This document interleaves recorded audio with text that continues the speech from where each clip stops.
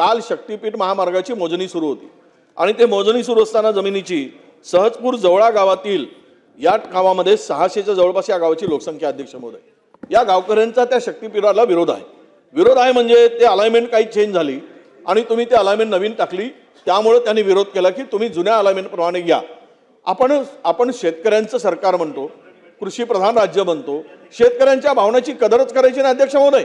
आणि या ठिकाणी 600 शेतकऱ्यांना अक्षरशः बंदिस्त केल्यासारखं केलं। 1000 पोलीस 600 गावात शेतकऱ्यांना मोजणीत अडथळा येऊ नये म्हणून ते रस्त्यावर आले, त्यांनी विरोध केला म्हणून त्या पोलिसांनी आणि तिथल्या अधिकाऱ्यांनी या शेतकऱ्यांना झोडपून काढला अध्यक्ष महोदय। म्हणजे शेतकऱ्यांसाठी ही भूमिका सरकारची योग्य आहे का? तुम्हाला शक्तीपीठ महामार्गाला जर शेतकऱ्यांचा विरोध असेल तर एवढा अट्टास का? आणि जर तुम्ही करत असाल तर जुनी अलाइनमेंट होती ती बदलली, नवीन करताय, वारंवार बदल करताय आणि शेतकऱ्यांना वेठीस धरण्याचं काम करताय। परभणी जिल्ह्यामध्ये सुद्धा ही मोजणी करत असताना विरोध झाल्यामुळं त्यांना त्यांच्या घरावर बंदिस्त करून घेतलं। त्यामध्ये त्यांच्या घरावर नोटीस लावली 63-68 अंतर्गत आणि त्यांना स्थानबद्ध केलं।